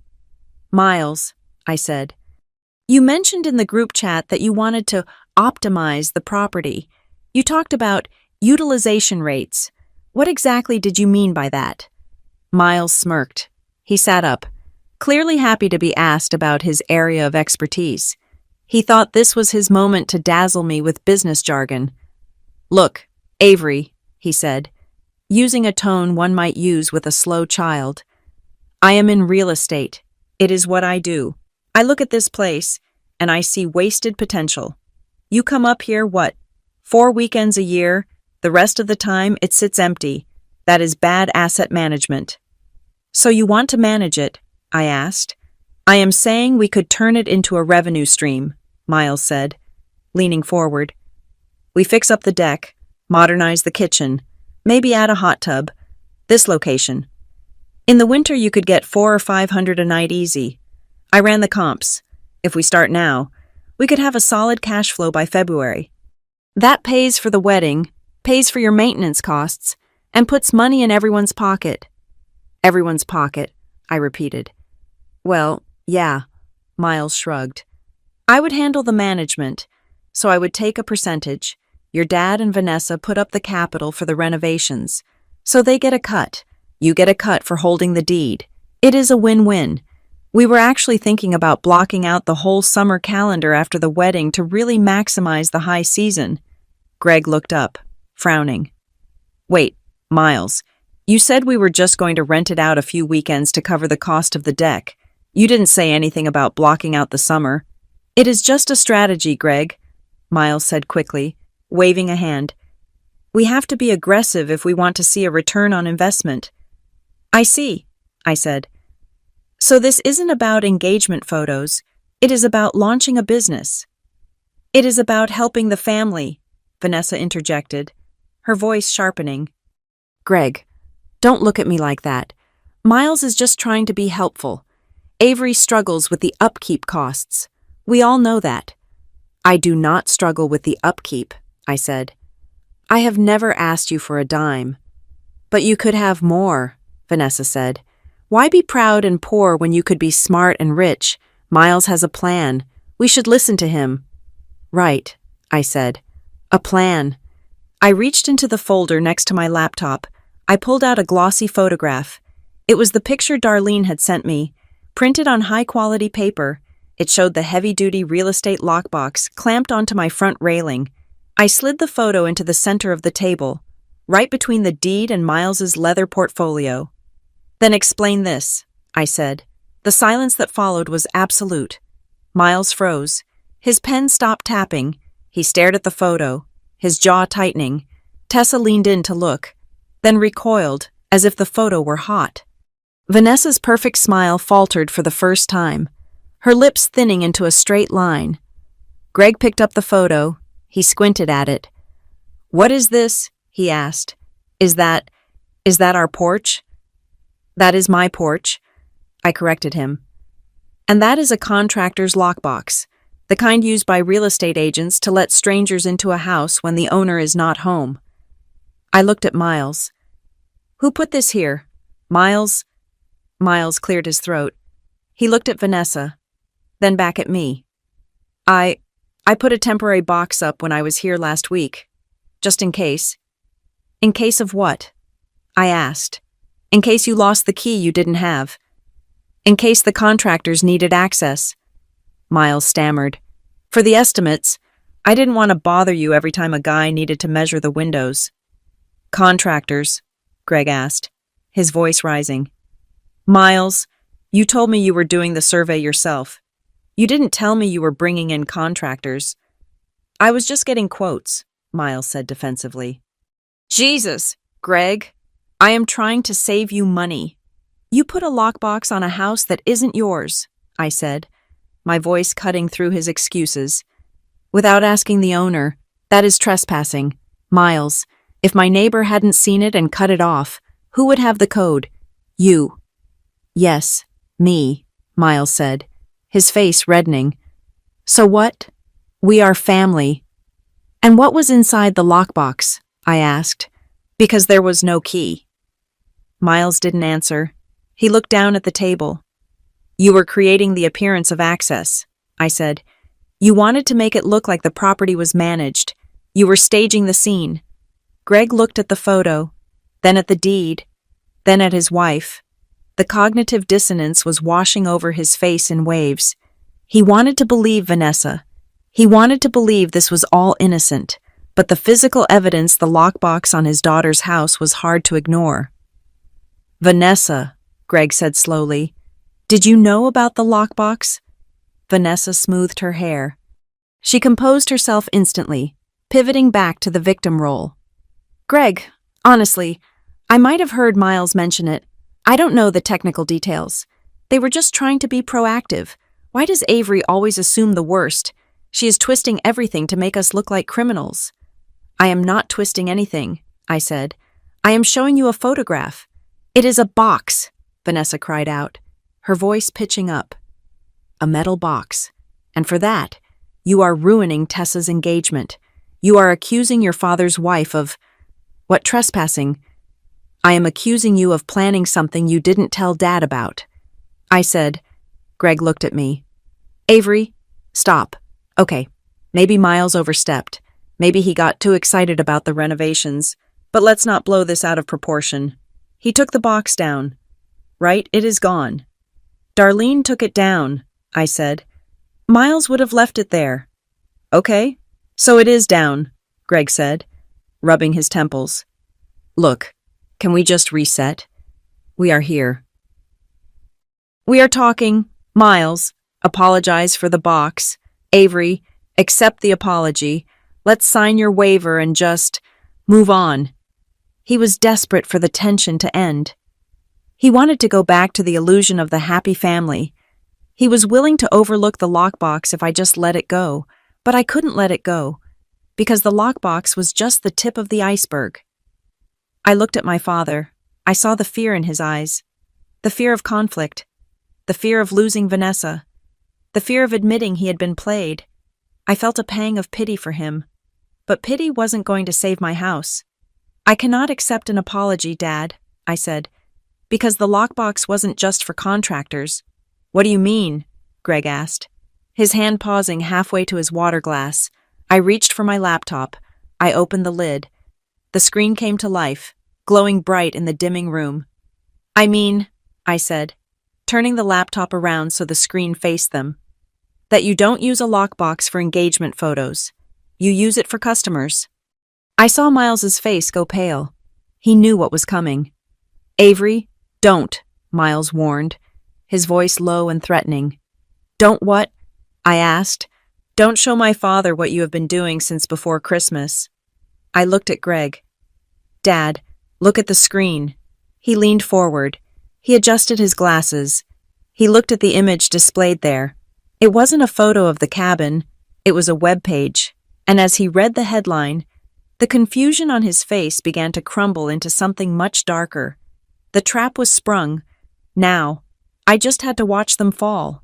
The screen of my laptop glowed with the undeniable evidence of their betrayal. My father leaned in, his glasses reflecting the blue light of the web page. He read the words silently, his lips moving slightly as he processed the title, The Lakeside Haven. What is this? Greg asked. His voice was not angry yet. It was hollow. It was the voice of a man trying to reconcile the reality in front of him with the version of the world he had been living in. It is a rental listing, I said, my voice steady. It is posted on one of the largest vacation rental platforms in the world. It lists my cabin as available for booking starting January 2nd. The nightly rate is $450. I do not understand, Greg said, looking up at Miles. Miles, you said you were just running numbers. You said you were doing a market analysis. It is a mock-up, Miles said quickly. He was sweating now. A faint sheen of perspiration had appeared on his upper lip. It is a draft. Greg, you have to create a draft profile to see the back-end analytics. It is not live. It is live, I corrected him. I created a dummy account this morning while I was drinking my coffee. I sent a booking inquiry for the second week of January. I received an automated pre-approval message 3 minutes later. I clicked the mouse, bringing up the second tab I had prepared. It showed the host profile. And look at the contact information, I said, pointing to the screen. That is not a generic office number. That is 555-0199. Greg turned his head slowly to look at Miles. That is your cell phone number. The room was so quiet I could hear the hum of the refrigerator in the kitchen. Tessa was staring at the table, her face pale. She knew. Of course she knew. You do not plan a wedding at a venue without knowing if you have the venue. So what? Miles snapped. The veneer of the polite, successful son-in-law cracked, revealing the desperate salesman beneath. So we tested the market, big deal. I put up a listing to see if there was demand. That is just smart business. Avery, you wouldn't understand that because you are too busy clutching your pearls and worrying about insurance. You solicited customers for a property you do not own, I said. That is fraud. Miles, it is not market research. It is potential, Miles shouted, slamming his hand on the table. Look, Greg, we are sitting on a gold mine here. I got 3 inquiries in 24 hours. That is $1,500 a week in passive income. We are talking about paying for the wedding, paying off the cards. He stopped. He had said too much. Greg blinked. Paying off the cards. Miles froze. He looked at Vanessa, who was sitting very still, her hands clasped tightly in her lap. What cards? Greg asked, his voice dropping an octave. Miles, you told me the business was having a record year. You told me the wedding budget was covered. It is covered, Vanessa interjected smoothly. Her voice was calm. but her eyes were darting around the room like a trapped animal. Greg, honey, do not get distracted. Miles is just speaking hypothetically. He means it would help with the cash flow. Everyone has cash flow issues in January. I am not done, I said. I was not going to let Vanessa talk her way out of this. I was not going to let her smooth over the cracks with her soothing voice and her hand on his arm. I picked up my phone. I spoke to Darlene Price yesterday, I said. She is the neighbor who cut the lockbox off the porch. She was very concerned because she had some interesting conversations with you. Vanessa. Vanessa stiffened. I have no idea who that is. I might have waved to a neighbor. She recorded a voice memo after you left because she found your questions suspicious. I lied about the timing Darlene had actually recorded the conversation because she was a suspicious old woman who didn't trust strangers. But the effect was the same. She sent me the file. I pressed play. The audio was tinny but clear. It was obviously recorded outdoors, with the sound of wind in the trees, but Vanessa's voice was unmistakable. Excuse me, Vanessa's voice said from the speaker. I am just trying to get a sense of the comps in the area. Do you know if the Parker place was ever refinanced? My husband mentioned something about a home equity line of credit back in 2010, and I wanted to know if that was common for these older cabins. I paused the recording. Greg was staring at his wife. He looked like he had been slapped. Refinanced, Greg whispered. Vanessa, why would you ask about refinancing? I was just curious, Vanessa cried, her composure finally breaking. I was just asking for clarity. Greg, you never explain the finances to me. You leave me in the dark. I just wanted to understand what we were dealing with. Clarity for what? I asked, cutting in. Why do you need to know about the equity in a house that isn't yours, unless you were trying to find out if there was enough value to borrow against it? You are twisting my words, Vanessa hissed at me. I am your father's wife. I have a right to know about the family assets. It is not a family asset. I slammed my hand on the stack of deeds. That is the point you refuse to accept. It is mine, and the only reason you would be asking about refinancing is if you were planning to take out a loan. I turned to Miles. That is it, isn't it? You are not just renting it out. You need a lump sum. Miles looked at the floor. He looked at Tessa. He looked at the wall. He had nowhere to go. We lost the venue deposit, Miles muttered. What? Greg asked. The wedding venue, Miles said, his voice sullen. The plaza. We missed the second payment deadline last month. They canceled the reservation. We lost the $10,000 deposit. Oh my God, Greg breathed. We can fix it, Miles said, looking up with a desperate energy. That is why we need the cabin. Greg, if we can show the bank that we have a rental asset with projected income, we can get a short-term bridge loan. We can pay the plaza, get the date back, and then pay off the loan with the rental income from the summer. It is a solid plan. We just need the deed to secure the loan. You wanted me to sign over the deed, I asked. Just temporarily, Miles argued. Just to add your dad's name so we could use his credit score. We would have transferred it back after the wedding. We weren't stealing it, Avery. We were leveraging it. You were going to mortgage my house to pay for your party, I said, summarizing the horror of it. It is not just a party, Tessa screamed. She jumped up from her chair, tears streaming down her face. It is my wedding, and you are ruining it because you are a selfish, jealous spinster. Tessa, Greg shouted. Sit down. No, Tessa yelled, turning on her mother. You said it was handled. You told me not to worry about the plaza. You said, don't worry, sweetie. We will get the cabin, and it will all work out. You said it was almost ours. The room went dead silent. Almost ours.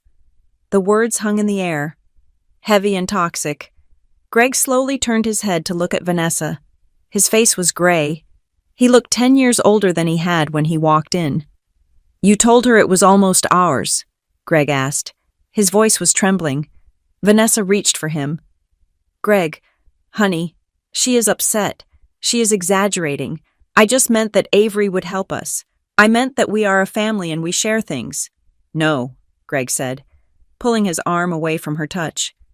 "No, that is not what you meant." He looked at me. He looked at the laptop. He looked at the lockbox photo. And finally, he looked at me, really looked at me for the first time in months. "Christmas Eve," he said. It wasn't a question. It was a realization. "What about it?" I asked softly. "You told me to send her away," Greg said to Vanessa. "You said, 'Greg, she is going to cause a scene. She is going to upset Tessa. Just tell her to leave so we can have a nice night.' You made me throw my daughter out into the snow." "She was going to be difficult," Vanessa insisted. "I was protecting the peace." "You were breaking me," Greg said. The realization was washing over him, horrific and absolute. "You weren't protecting the peace. You were testing me. You wanted to see if I would choose you over her, because if I could kick her out of Christmas, I could bully her out of the deed." "Greg, that is paranoid," Vanessa said, forcing a laugh that sounded like glass breaking. "You are listening to her. She is poisoning you." "She didn't put the listing up." "Vanessa," Greg shouted. His voice cracked, a sound of pure anguish. "She didn't ask the neighbor about refinancing. You did. You have been planning this for weeks, while I was working. While I was thinking about how proud I was to walk Tessa down the aisle, you two were plotting how to pawn my daughter's inheritance because you spent money we didn't have." Vanessa stood up. She smoothed her coat. She realized that the sweet wife routine wasn't working anymore. Her eyes went cold. "We needed the money, Greg," she said flatly. "Miles made some bad investments. We are overextended. If we don't get that loan, we are going to lose the house in Wexford Heights. Not just the wedding, the house, your house." Greg stared at her. "You lied to me about everything. I was trying to fix it," Vanessa snapped. "And I could have fixed it if your daughter hadn't decided to play detective. It is a cabin, Greg. It sits empty. Why shouldn't we use it to save our lives? Why is her sentimental attachment more important than our survival?" "Because it is not yours," I said. Vanessa glared at me with pure hatred. "You have always been the problem. You and your little legal papers. You think you are better than us." She turned to Greg and grabbed his hand, pulling him hard. "Greg, come outside. We need to talk about this in private. Away from her. She is enjoying this too much. Come to the car." Greg stumbled a step, his habitual obedience kicking in. He looked at the door. He looked at Vanessa's desperate, commanding face. I stood up. "No," I said. My voice was not loud, but it carried the weight of the entire mountain. "He is not going anywhere," I said. "You dragged him into this mess. You made him the face of your eviction notice. You made him the bad guy so you could keep your hands clean. You do not get to whisper in his ear anymore. This is between husband and wife," Vanessa spat. "No," I said. "This is between the property owner and the people trying to defraud her. And Dad, if you walk out that door with her right now, without finishing this conversation, you are an accomplice. You verify that you are part of the fraud, and I will not just sue them. I will sue you." Greg stopped.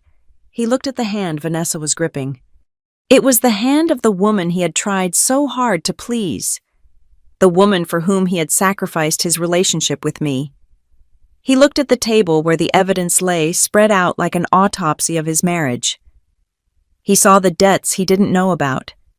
He saw the lies about the family that was actually a financial vampire sucking him dry. He realized, finally, that he wasn't the patriarch of this family. He was just the key they were trying to jam into the lock of my bank account. Greg slowly peeled Vanessa's fingers off his arm. "I am staying," he said.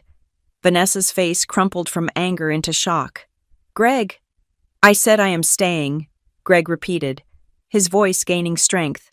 "I want to see the rest of the papers. I want to know exactly how much debt Miles is in. And I want to know why my name is on a credit application I never signed." He sat back down. Vanessa stood there, isolated in the middle of the room. Tessa was sobbing into her hands. Miles was staring at the table, defeated. I looked at my father. He looked broken. but for the first time in a long time, he looked like my father again. "Okay," I said, sitting back down. "Let's look at the rest." The silence in the cabin was not the peaceful kind that usually accompanies a snowfall. It was the heavy, suffocating silence of a room where the oxygen had been sucked out by a sudden explosion. Miles was the first to move.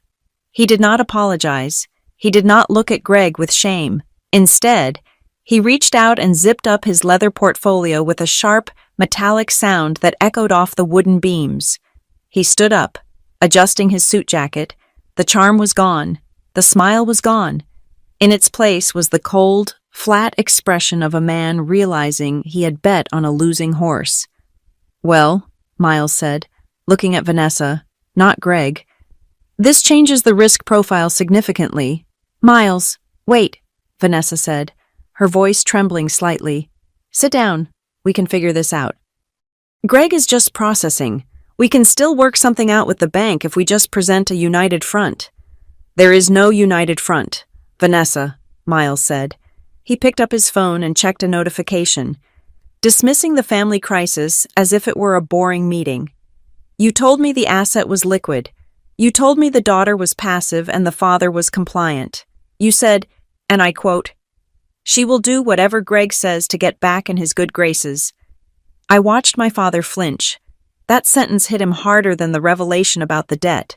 He looked at Vanessa, his eyes wide with a fresh, stinging hurt. "You said that," Greg whispered. Vanessa ignored him. She was focused on Miles, the golden goose that was trying to fly away. "Miles, don't be rash. We have the venue hold until Friday. If we just get the bridge loan—" "I am not taking out a bridge loan on a property with a hostile title holder," Miles interrupted, his voice dripping with disdain. "And I am certainly not proceeding with a wedding that has zero financial foundation. I am a businessman. Vanessa, I don't marry into bankruptcy." Tessa, who had been sobbing into her hands, looked up. Her mascara was smeared down her cheeks in black streaks. "What?" Miles looked at his fiancée. There was no affection in his eyes. There was only calculation. "You heard me. Tess, we are already in the hole for $10,000 on the plaza deposit. Your mother has leveraged the Wexford Heights house to the hilt. If we don't have this cabin to secure the new financing, we are starting our marriage with 6 figures of bad debt. I am not doing that." "You are breaking up with me," Tessa screamed. It was a high, thin sound of pure panic. "Because of a cabin."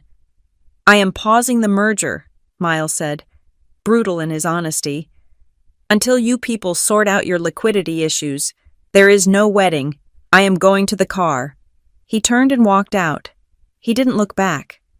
The front door opened and closed, letting in a blast of freezing air that chilled the room even further. Tessa stared at the closed door.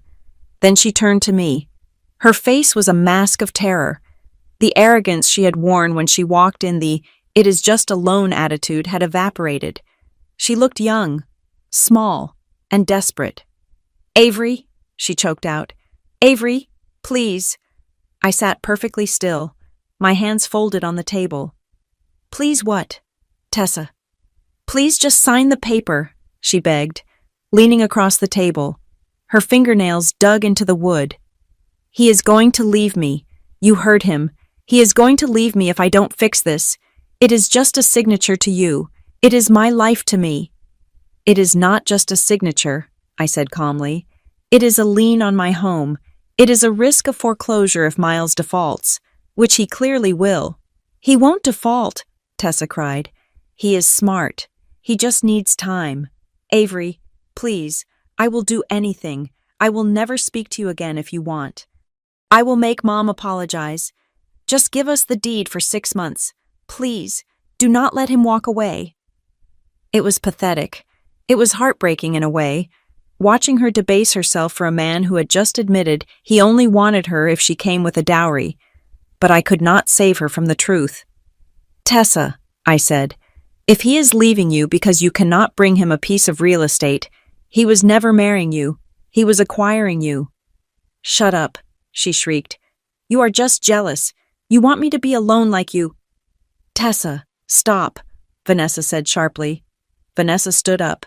She took a deep breath, smoothing her coat, composing her face into the expression of the long-suffering matriarch.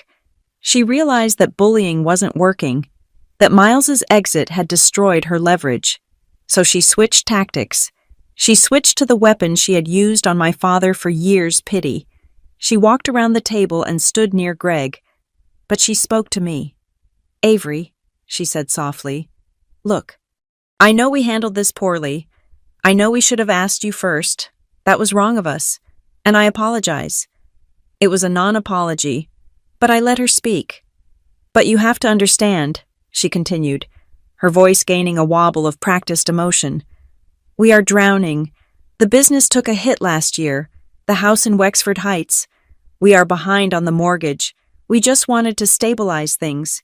We wanted to give Tessa a good start. I am just a mother trying to keep her family from falling apart. Can't you understand that you have this place? It sits here. It is paid off. You have so much security, and we are fighting just to stay afloat. She reached out and touched Greg's shoulder. Your father is stressed. Avery, he is not sleeping. If we could just use the equity here for a year, we could pay off the high-interest debts. We could breathe again. Don't you want your father to breathe? I looked at Greg. He was staring at the table, his shoulders hunched. He looked like a man who had just woken up in a burning house and realized he was the one holding the matches. I want my father to be happy, I said, but I will not set myself on fire to keep you warm. It is not setting yourself on fire, Vanessa pleaded. It is a loan. Family helps family. Family, Greg said. The word was quiet, but it cut through Vanessa's monologue like a knife. Greg stood up. He pushed his chair back. The legs scraped loudly against the floorboards. He moved away from Vanessa's touch as if her hand were burning him. You said family helps family, Greg said, looking at his wife. But you didn't ask her for help. Vanessa, you told me to hurt her. Vanessa froze. Greg, not now. Yes, now, Greg said. His voice was rising, trembling with a mixture of rage and grief. On Christmas Eve, you told me to lock the door. You told me she was toxic. You told me she was ruining the aesthetic. I stood there and I told my own daughter to go away because you said it was necessary for our family. It was, Vanessa insisted. She was bringing negative energy. She was bringing a pie, Greg shouted. She was bringing a pie and standing in the snow, and you laughed. I heard you laugh when I walked away. I was nervous, Vanessa deflected. You were happy, Greg corrected her. You were happy because you thought you had won. You thought if you could make me cut her off, she would be so broken she would hand over the deed just to get back in. It wasn't about the wedding photos. It wasn't about the deck. It was about breaking her so we could steal from her. I did it for us, Vanessa screamed, dropping the soft act. For your debts, Greg. Do you think your insurance commissions pay for the club, for the cars, for the life you like to live? I do the math, Greg. I juggle the bills. I needed this asset to keep the lights on. So you made me a thief, Greg said. You made me a bad father and a thief. I made you a realist, Vanessa snapped. Grow up, Greg. We needed the money. Avery has it. She doesn't need it. She has no kids. She has no husband. Why should she sit on a $500,000 property while we lose everything? There it was, the naked truth. I watched my father's face. I saw the realization settle in. He saw the woman he had defended for 10 years, the woman he had prioritized over me, the woman he had thrown me out for, and he saw that she didn't love him. She loved the stability he provided, and when that stability wavered, she was willing to cannibalize his child to maintain it. She is my daughter, Greg said. His voice was broken. She is a grown woman, Vanessa scoffed. And she is selfish. Look at her, sitting there watching us suffer. Are you happy? Avery, you proved your point. You kept your precious cabin. And now Tessa is alone and we are bankrupt. I hope you are proud. I stood up slowly. The chair did not scrape this time. I was in total control. I am not happy. Vanessa, I said. I am relieved. Relieved, she spat. Relieved that I finally know exactly how much I am worth to you, I said. I am worth exactly $450 a night. I walked over to the stack of papers on the table. I picked up the deed. I am going to make this very simple, I said, addressing the room but looking at my father. This cabin is not a wedding venue, it is not a rental property, and it is certainly not collateral for your bad debts. I have filed a fraud alert with the county. If any of you try to list this place, try to show it to a contractor, or try to submit a loan application with this address, the police will be called immediately, not as a family dispute, as criminal fraud. Tessa was sobbing on the sofa now, curled into a ball. Miles was gone. Vanessa was standing with her arms crossed, glaring at me with the fury of a gambler who had been caught cheating, but Greg looked like a man who had been hollowed out. Avery, Greg said. He sounded old. I didn't know about the listing, I swear. I know you didn't, Dad, I said.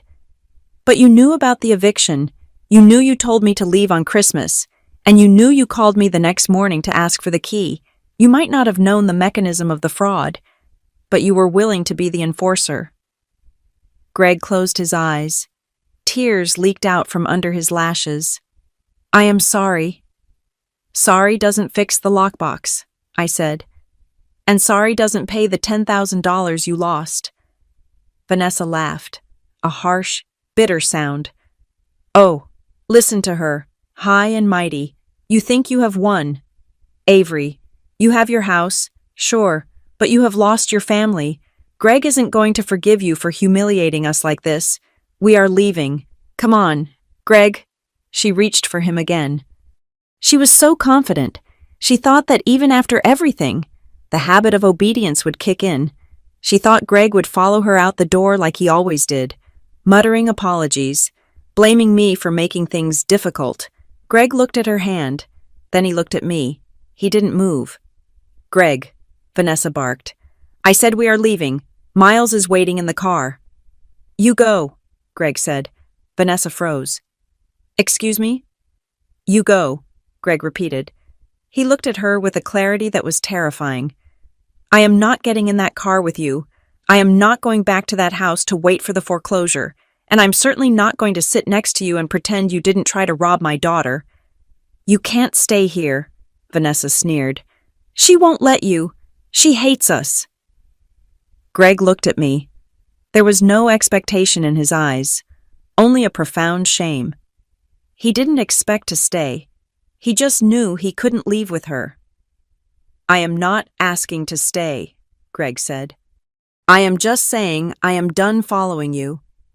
Vanessa stared at him for a long moment. She realized she had lost him. The financial glue that held their marriage together had dissolved, and without it, there was nothing left but lies and resentment. Fine, Vanessa said. She grabbed her purse. Good luck paying the mortgage on your own. Greg, oh wait, you can't. She marched to the door. Tessa, get up. We are leaving. Tessa scrambled off the sofa, wiping her face. She looked at me one last time, her eyes filled with fear and confusion, before running after her mother. The door slammed shut behind them. The silence returned. It was just me and my father now. He stood by the table, staring at the empty chairs where his perfect family had just disintegrated. He looked at the unauthorized listing on the laptop screen. He looked at the fraud affidavit. He sank back into his chair and put his head in his hands. I threw you out, he whispered into his palms. I threw you out for them. I watched him. I could have comforted him. I could have told him it was okay, that I forgave him, that we could start over. But that would have been a lie. It wasn't okay, and we couldn't just start over. The damage was done. He had made a choice on Christmas Eve, and even though he was regretting it now, the scar remained. I walked over to the window. I saw Miles's black SUV backing down the driveway. I saw Vanessa in the passenger seat, likely already calculating her next move, her next victim. I turned back to my father. He needed to hear one last thing. He needed to understand that this wasn't just about money or a cabin. It was about the fundamental breach of the contract between a parent and a child. I took a breath. I prepared the sentence that would end the argument forever, the sentence that would force him to look at the reality of what he had done, not just to me, but to himself. "Dad," I said. He looked up. His face was ravaged by grief. I didn't yell. I didn't cry. I simply delivered the truth that would change everything. I looked at my father, who was sitting at the table with his head in his hands, and I knew the silence was not enough. He was hurting. Yes, he was ashamed. Yes, but he was still tethered to her. He was still the man who had spent 10 years rationalizing her behavior, making excuses for her ambition, and convincing himself that her greed was just anxiety about the future. I needed to sever that tether. I needed to make sure he understood that this was not just a marital dispute. It was a crime scene. The front door, which Vanessa had slammed moments ago, flew open again. Vanessa stood there, her face flushed with the cold and indignation. She had realized Greg was not following her to the car. She had come back to drag him out, to exert that final bit of control she thought she still possessed. "Greg," she shouted, her voice shrill against the winter wind. "What are you doing? Miles is starting the car. We are leaving. Get up." Greg did not move. He did not look at her. I looked at my father. Then I looked at Vanessa, and I delivered the sentence that would change everything. "Dad," I said, my voice calm and precise, slicing through the tension like a scalpel. "The county recorder just confirmed to me that someone filed a transfer application in your name last night." Greg's head snapped up. "What?" he whispered. "I filed a fraud watch on the title this morning." I continued, keeping my eyes locked on Vanessa. "That is how I knew." The clerk flagged a digital submission. It was a quitclaim deed transfer, attempting to move the title from my name to yours, Greg Parker. And since I did not sign it, and you were not here to sign it, that means someone forged our signatures and submitted it electronically to expedite the process. The color drained from Vanessa's face so fast she looked like a corpse standing in the doorway. "If you keep demanding the key," I said to my father, "and if you get in that car with her, you will have to explain to a lawyer why your name is on a fraudulent government filing. You will be the primary suspect in a felony identity theft investigation." Greg stared at me. His mouth opened, but no sound came out. For the first time, he understood. This was not about a wedding. It was not about a deck. It was not about helping family. They had tried to frame him. They had submitted a transfer in his name so that if the loan went bad, or if I sued, he would be the one holding the bag.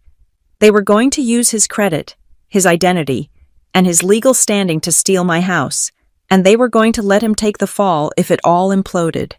Greg stood up. He turned slowly toward the door. Vanessa took a step back. She looked terrified. She looked like someone who had been caught holding a smoking gun.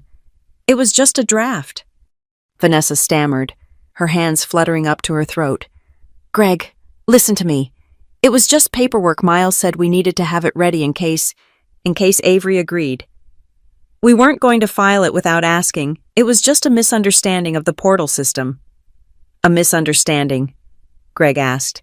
His voice was unrecognizable. It was low, guttural, and vibrating with a rage I had never seen in him. "A misunderstanding does not forge a signature, Vanessa. A misunderstanding does not submit a file at 2 a.m. on Christmas night. We were desperate," Vanessa cried, tears springing to her eyes, real tears this time, tears of fear. "We did it for us, for the house I was going to tell you. I swear, once the loan was approved, we would have fixed it all." "You put my name on a felony," Greg said. He walked toward her. He did not look like the passive, gentle man she had pushed around for a decade. He looked dangerous. "You were going to send me to jail to pay for a wedding." "No," Vanessa shrieked. "Greg, please, Miles said it was safe. He said it was standard practice." "What did you do behind my back?" Greg roared. The sound shook the walls of the cabin. "How long have you been stealing my life?" Vanessa could not answer. She shrank against the doorframe, sobbing, unable to spin a lie big enough to cover the truth that was staring them in the face. Greg stopped 3 feet from her. He looked at her with total revulsion. It was the look of a man seeing a stranger in his wife's skin. "Get out," Greg said. "Greg, honey." "Get out," he screamed. "Get off this property. Get out of my life. If you are not gone in 10 seconds, I am calling the police myself, and I am reporting the fraud." Vanessa gasped. She looked at him, searching for a trace of the weakness she had exploited for so long, but she found none.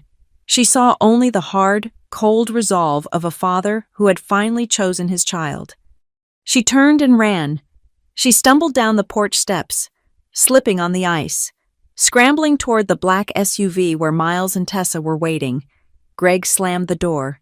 He leaned his forehead against the wood, breathing heavily, his shoulders heaving with the effort of the expulsion. I did not speak. I let the silence settle. I let him hear the sound of the SUV's engine revving, the tires spinning on the gravel, and finally, the sound of them driving away, taking their chaos and their greed with them. I sat back down at the laptop. I had work to do. While my father stood by the door, trying to compose himself, I logged into the rental platform. I sent the final cease and desist order.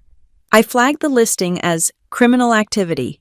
Within 2 minutes, the listing for the Lakeside Haven vanished. Gone. I logged into the county portal. I updated the fraud alert to include the specific attempt made the previous night. I downloaded the transmission log as evidence. I created a digital paper trail so thick that if Miles ever tried to type my address again, his computer would practically combust. It was over. The siege was broken. Greg turned around. He looked older. He looked tired. He walked over to the table and sat down in the chair opposite me. He didn't look at the papers this time. He looked at me. "Avery," he said. His voice was cracked. "It is done," I said, closing the laptop. "The listing is down. The alert is active. They can't touch us." Greg nodded slowly. He looked down at his hands, the hands that had held mine when I was a little girl, the hands that had pushed me away on Christmas Eve. "I am sorry," he said. It was not the defensive, "I am sorry," but that he usually offered. It was naked. "I am sorry I didn't believe you," he continued. "I am sorry I let them into your mother's house. But mostly I am sorry for that night, for the porch." I looked at him. I saw the tears sliding down his cheeks. "You broke my heart, Dad," I said honestly. "You made me feel like I was nothing." "I know," he whispered. "I was weak. I wanted peace so badly that I was willing to sacrifice you to get it. I thought if I just gave her what she wanted, she would finally be happy. I didn't see that she was a bottomless pit." He reached across the table, palm up, but he didn't touch me. He waited. He waited to see if I would allow it. "I missed you," he said. "I missed my daughter. I have been missing you for years.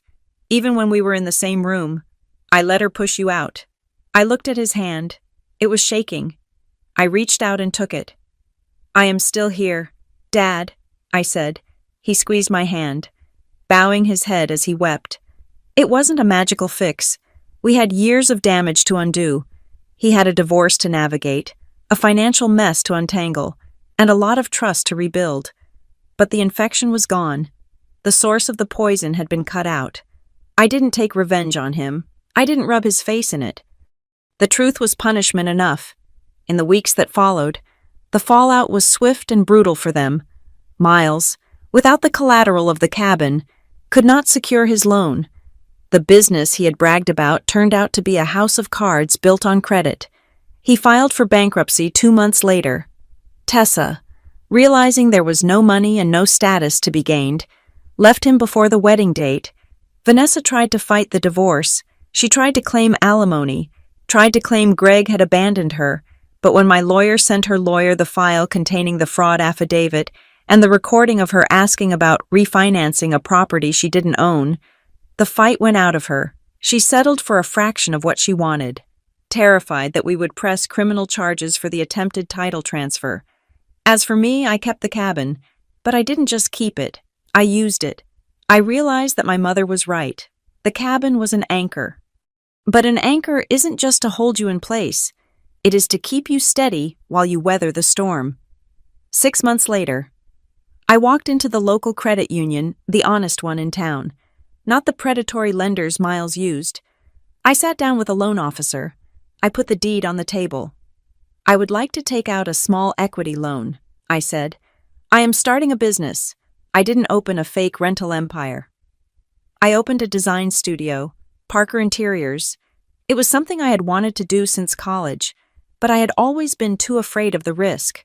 I had stayed in my safe, corporate compliance job because I didn't think I had a safety net. Now I knew I did.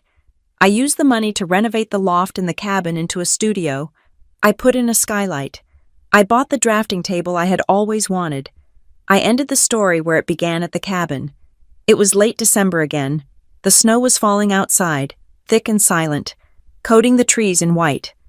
I stood in the center of the living room. The conference table was gone, replaced by the comfortable, mismatched furniture that belonged there. The smell of cedar and wood smoke filled the air. I walked over to the window and cranked it open. The cold air rushed in, biting and fresh, smelling of pine needles and clean snow. I wasn't standing there waiting for anyone. I wasn't waiting for an apology. I wasn't waiting for permission. I took a deep breath, filling my lungs with the freezing air. I had won. I hadn't won because I destroyed them, though they had certainly destroyed themselves. I had won because I had refused to be a character in their story. I had refused to be the victim, the scapegoat, or the bank. I had written my own ending. My phone buzzed on the table. It was a text from my dad. Coming up on Saturday to help with the firewood, bringing the apple pie this time. Love you. I smiled. I looked out at the frozen lake, vast and unyielding under the winter sky. My mother had left me this view not just so I could look at it, but so I could see myself in it strong, enduring, and undeniably present. Merry Christmas, Mom, I whispered to the wind, and for the first time in a long time, the wind didn't feel cold. It felt like freedom. Thank you so much for listening to this story.